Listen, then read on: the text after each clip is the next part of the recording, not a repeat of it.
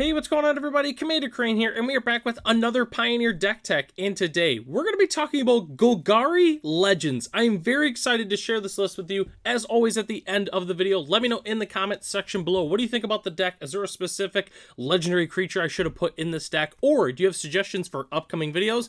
Just let me know in the comment section. And real quick before we hop into it here, so the backstory on this deck. So I'll be honest with you, I made this deck months ago when Outlaws of Thunder Junction was a new set. And, you know, I do a lot of different decks when new sets come out and things kind of get lost in the mix a little bit. And I've been thinking of some new spicy decks to be able to build before Duskmourn spoilers start, you know. And so I was like thinking, you know, is there any decks that I should have done already that I haven't? And I found this deck and I couldn't believe that I forgot it. I really think this list is really, really spicy. Again, I can't believe I didn't post it yet, but we're posting it now, you know, better late than never. So the main reason I wanted to build this deck is because of this card, Vraska Joins Up. We're playing 4 copies of it. When it enters, put a Death Touch counter on each creature you control. Spoiler alert, most of our creatures in this deck already have Death Touch, which is a nice bonus. The main reason we're playing is because whenever a legendary creature you control deals combat damage to a player, draw a card. So what we're doing is we're playing a very sweet Golgari midrange deck that takes advantage of drawing some extra cards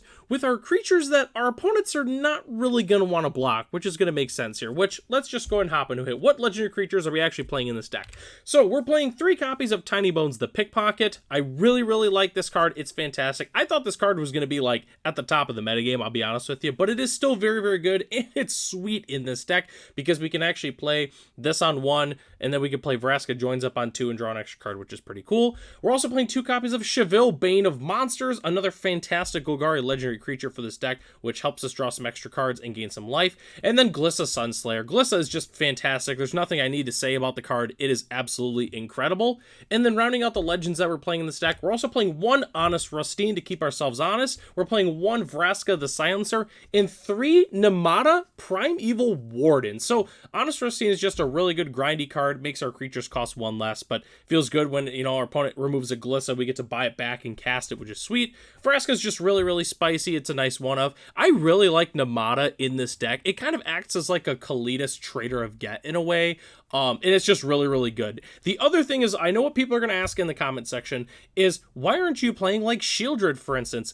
And the reason is actually really, really simple, which I'll mention it again later on in the video, but we're actually playing Gigantha in this deck. That's why. That is 100% the reason why. If you don't want to play Gigantha in this deck, obviously, you can just go ahead and cut the Namadas for some Shieldreds, but they're also really, really expensive. So Namada's $1, it's fun, and we get to play Gigantha, which is cool. And Gigantha is cool in this deck because it's not just like a random, oh, it's free card. It actually has use in this deck, which is really, really cool. I wanted to mention that too. So those are all the legendary creatures that we're playing. Let's go and look at all the other removal and disruption that we're playing in this deck, because after all, we are a Golgari mid-range deck.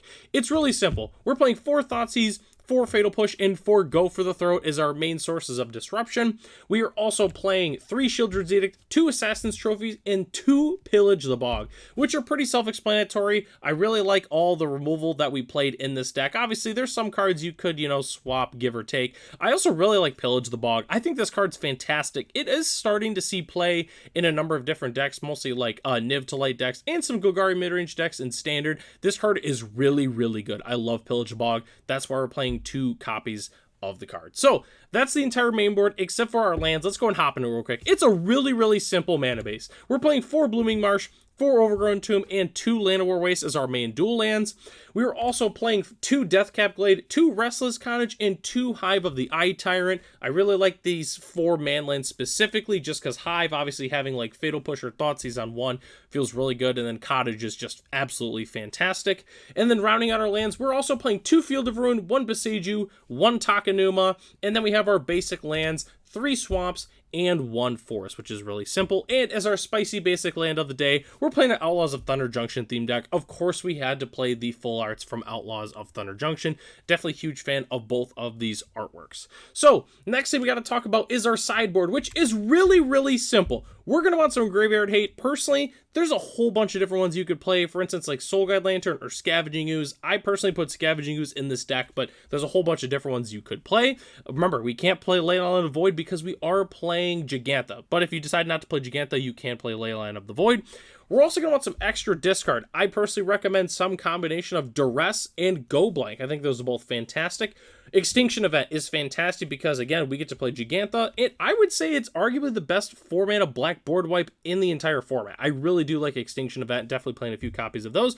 And then we're also playing Gigantha. Gigantha is fantastic. Don't forget to reveal it if you do play this deck, because sometimes I forget to reveal my companions, and then I'm late in the game. Oh my goodness, if I revealed my companion, I would have actually won the game. So don't forget with Gigantha. Always reveal your Gigantha. And then the last thing we have to talk about is the budget options, which is really simple with this deck.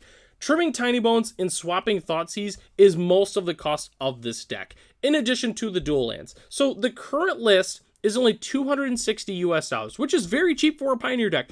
The budget list, I was able to get it down to $83 US. All I did was swap Tiny Bones and Thoughtseize and played some more budget dual lands. So instead of like Overgrown Tombs, I played more Land War Waste. I think I played Darkboar Pathway in there. I know I played like the green-black Temple, the Temple of Malady, I want to say that's the one. But yeah, I just swapped in some budget dual lands, and we were able to get this deck incredibly cheap. The last thing I want to mention, which I don't normally talk about this deck easily can be converted to standard. I mean, it is so easy. All you have to do is pretty much cut Fatal Push, go ahead and put in some cut downs.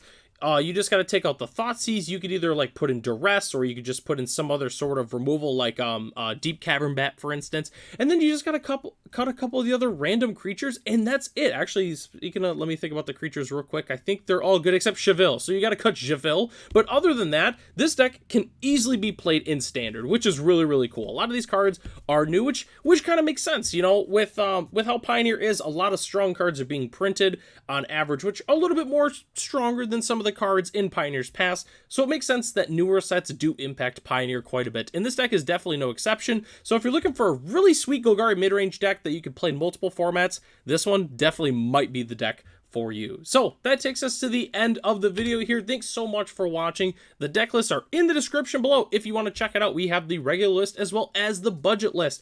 Huge shout out to our channel members, Ralph, Matt, Arcadius, Ray, Gary, and Sarwanoki. If you are interested in being a channel member, it's only $1 US a month. You get access to the exclusive Discord as well as other features here on the channel. So I'm Commander Crane. Thanks for watching this video, and I hope to catch you in the next one.